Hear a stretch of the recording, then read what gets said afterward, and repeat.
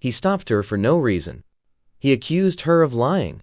But when he tried to take control, he learned the hard way that she wasn't the one to mess with. The late afternoon sun hung low over Baton Rouge, Louisiana, casting long golden shadows over the cracked sidewalks. Lieutenant Jimani Harper moved through the streets with a quiet confidence, the kind that came from years of discipline, of knowing exactly who she was. Her dark brown eyes scanned the neighborhood, familiar yet distant, like a childhood home left untouched for too long. She hadn't been back in 7 years, not since she enlisted, not since she buried her mother. It was strange how little had changed. The same convenience store at the corner, still advertising 2-for-1 sodas, the same barbershop with its faded sign, the same basketball court where kids played like their lives depended on it. The laughter, the voices, the smell of fried catfish from old Miss Laverne's restaurant. They wrapped around her, pulling her back into memories she hadn't thought about in years. She adjusted the duffel bag slung over her shoulder. She wasn't wearing anything that screamed military, just a plain fitted t-shirt, cargo pants, and well-worn sneakers. But even in civilian clothes, she carried herself differently. Shoulders squared, chin level, steps measured. It wasn't something she could turn off. Her father used to call it warrior posture. She smiled faintly at the thought. He would have been proud if he was still here. As she passed a group of teenage boys huddled outside a corner store, one of them, maybe 16, glanced up, did a quick double-take, then nodded respectfully. "You military?" he asked. Imani paused, meeting his gaze. "Something like that." The boy grinned. "Figured. My cousin's in the army. He walks like you." Before she could respond, one of his friends called him inside, and just like that he was gone. She exhaled slowly. Moments like that reminded her why she fought, why she endured. She had spent years in places most people only saw in war documentaries. Kandahar, Fallujah, Mogadishu. She had led teams through the dead of night, through chaos and enemy fire, through sandstorms that swallowed sound and light. And now, here she was, back home, walking streets that felt both familiar and foreign. She had spent her 20s in war zones, her 30s trying to process what war had done to her. Now, at 40, she wasn't sure what home even meant anymore, but her thoughts were interrupted. A patrol car crept up beside her, slow crawl out of place in a neighborhood where cops usually sped through without a second glance. She kept walking, pretending not to notice, but she knew the drill. The window rolled down. A gravelly voice called out, "Excuse me, miss." She stopped, turned slightly, and saw him. Officer Derek Simmons.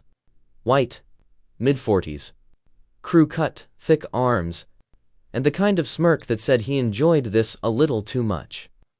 His mirrored sunglasses hid his eyes, but she could feel them on her, scanning her like she was out of place.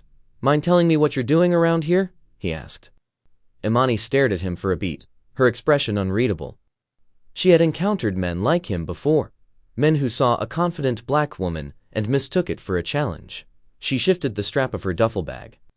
"Just walking." "Where to?" She arched a brow. "Didn't realize I needed an itinerary to walk down my own street." Simmons didn't like that. His smirk faded just a little. "We've had some break-ins around here," he said. "Gotta make sure everything's in order." Imani held his gaze, unfazed. "You see me breaking into something?" Silent. A muscle in his jaw twitched. He leaned against the open window, exhaling sharply. "Just doing my job." Imani exhaled through her nose, fighting the urge to shake her head. "Well, I'm just walking." She could feel the weight of the moment shifting. Simmons wasn't looking for a conversation. He was looking for control. And something about her, whether it was her presence or the way she refused to shrink, wasn't sitting right with him. She had two choices: keep engaging or walk away. But before she could decide, Simmons put the car in park. "Hold on a second. Let's see some ID." Imani didn't move. She'd been trained to assess threats, surroundings, exits. And right now, she wasn't just assessing a man in uniform. She was assessing a man who was getting too comfortable, pushing his authority. But she already knew one thing.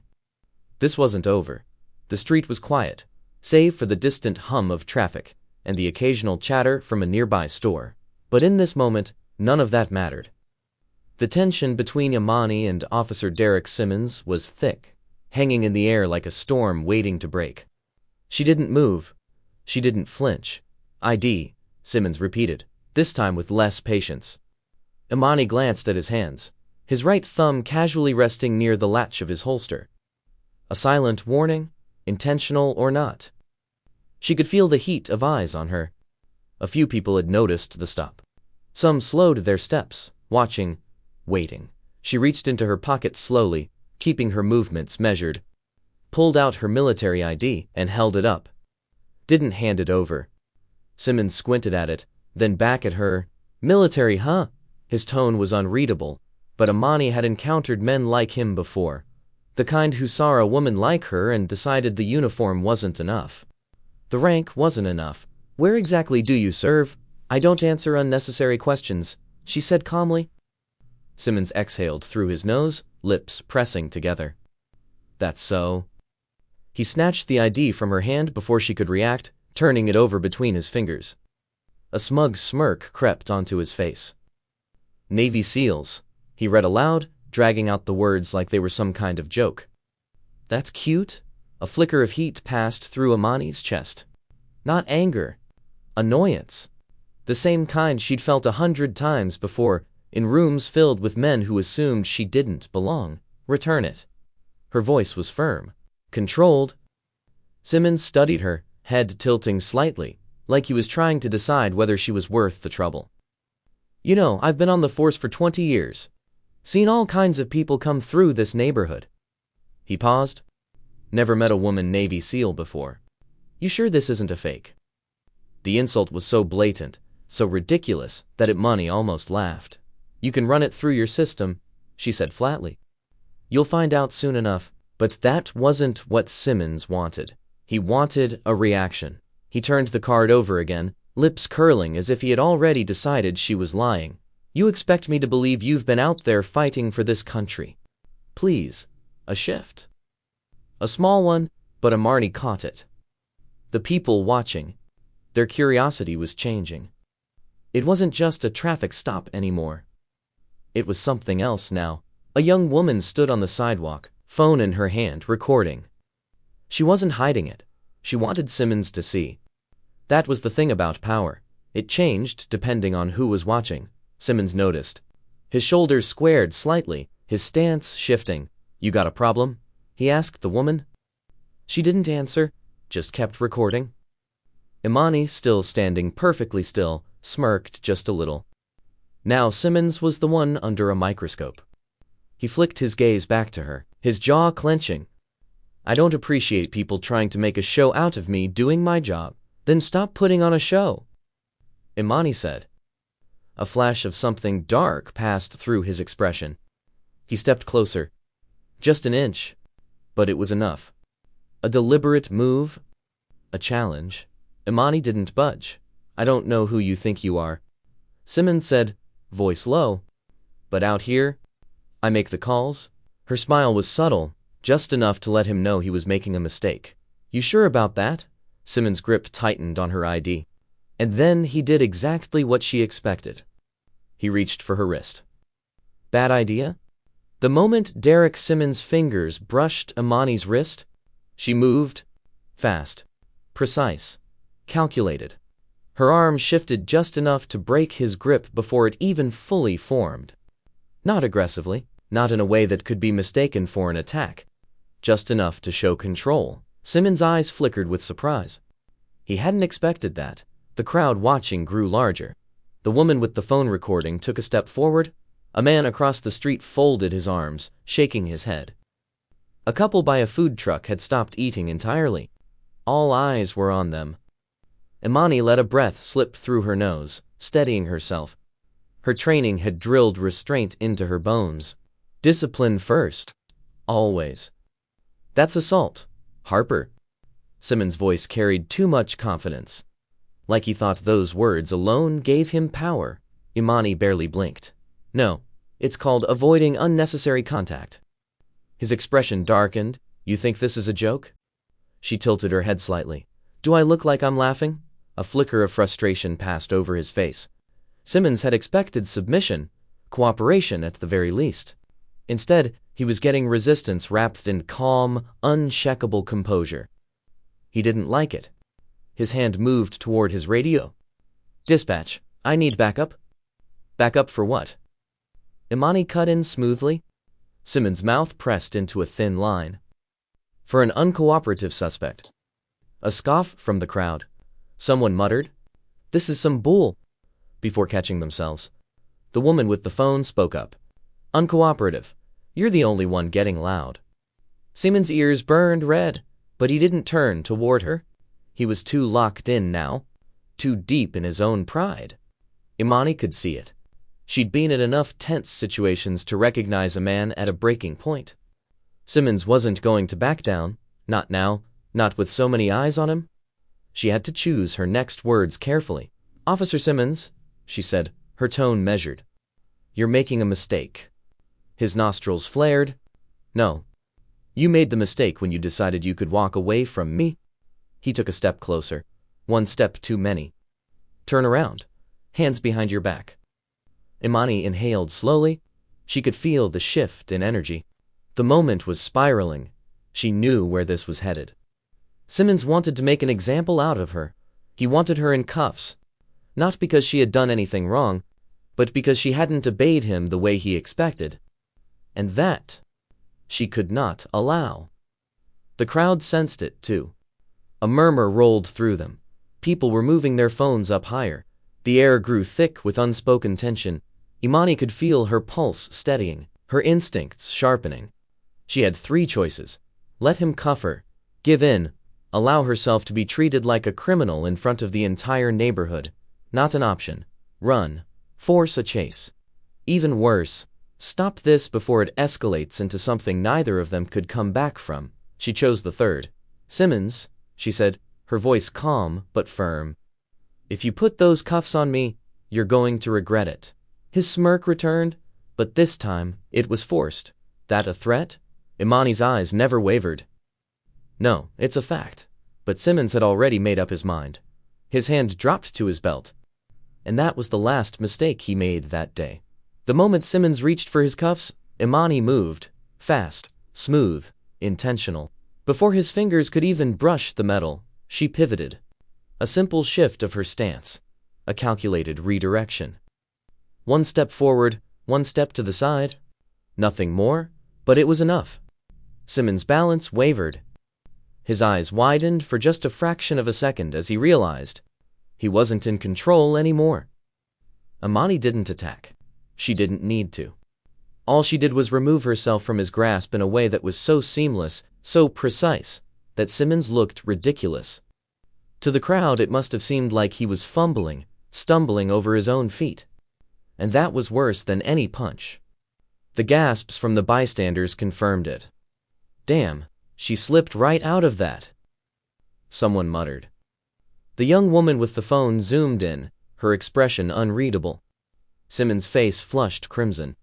His breath came quicker now, his chest rising and falling like he had just been insulted in the worst way imaginable. Imani stood completely still, her hands relaxed at her sides. "Officer Simmons," she said slowly, carefully, "you're losing control of the situation." His jaw clenched so tight she thought his teeth might crack. She had humiliated him, without even touching him. He couldn't let that stand. "Turn around, hands behind your back." His voice was sharp now, clipped with pure frustration. Imani exhaled through her nose. "For what? Resisting arrest?" A wave of murmurs rolled through the crowd. "Arrest for what?" A man near the corner store called out. "We all saw that. She didn't touch you, man." Simmons ignored them. His fingers flexed, itching for something to grab onto. Imani had seen this before. A man backed into a corner, desperate to regain his power. She gave him one last chance. "You don't want to do this," she said evenly. "Think carefully." Simmons' breathing grew heavier. His pride was screaming at him, demanding he take control, prove his authority, put her in her place. So he made his choice. He lunged. Bad move. Imani's body reacted before her mind had to. Her foot shifted, her hands moved. She caught his wrist mid-air, twisted it with just enough force to redirect his momentum, and suddenly, Simmons was the one off balance. In less than a second, she had him turned, his own arm bent in a way that made movement impossible. She hadn't hurt him, hadn't even applied full force. But to the onlookers, the recording cameras, and most importantly, to Simmons himself, he had just been flipped like a rookie. And that was worse than anything else. A man in uniform, outmatched in broad daylight, in front of an entire crowd, by a woman he thought he could intimidate.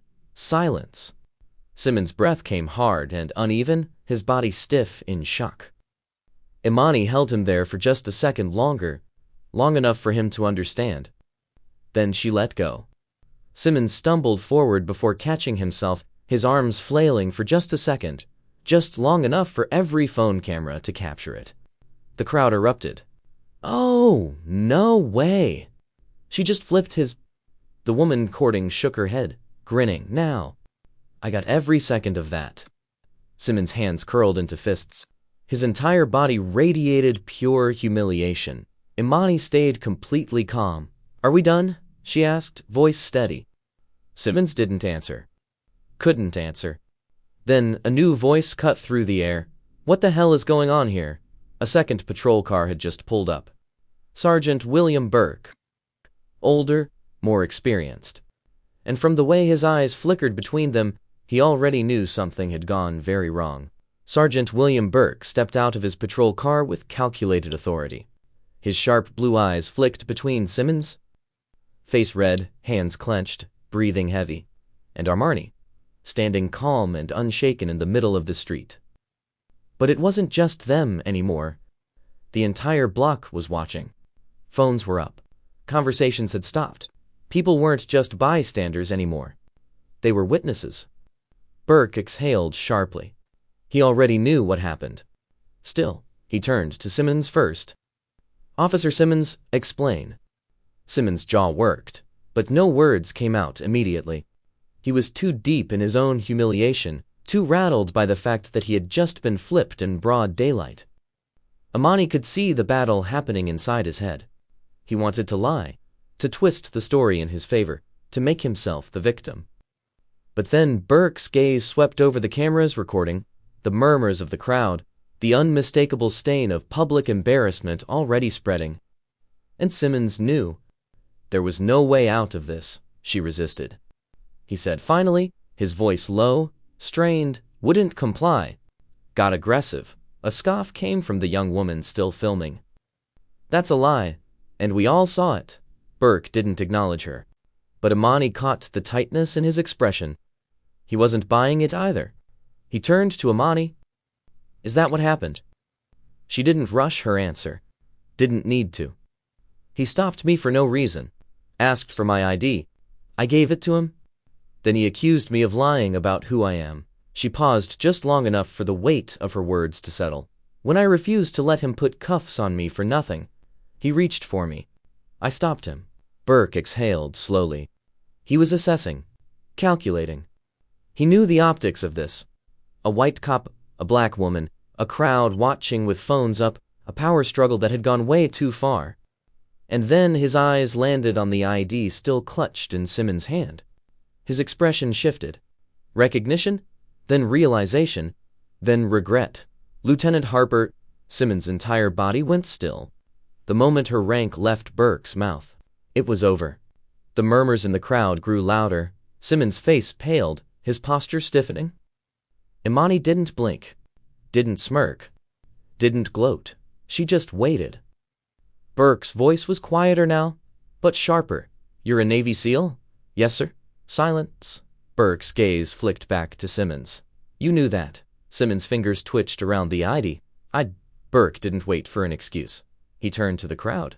"Anyone have footage of this interaction?" At least 10 hands shot up. The young woman with the phone smirked. "I got everything." Simmons' breath hitched. He knew what was coming. Burke's voice was low, even. "Officer Simmons, you're relieved of duty, effective immediately." Gasps, whispers, a low ripple of disbelief. Simmons' face contorted, his hands balling into fists. You can't be serious. I suggest you stop talking before you make this worse. Burke's tone had finality to it. A warning. Simmons' nostrils flared, his entire body trembled with rage, but he had nothing left. Imani held his gaze one last time. No words, just understanding. She had won. And he knew it. Burke turned to Marnie, his posture shifting slightly. Not defensive, not aggressive.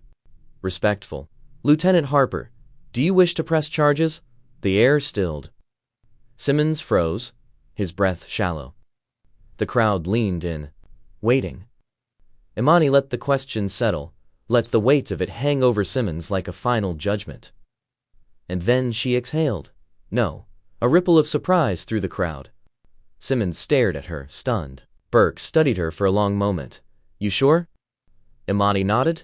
I didn't come home looking for a fight. I just wanted to walk in my own neighborhood. The words hit hard.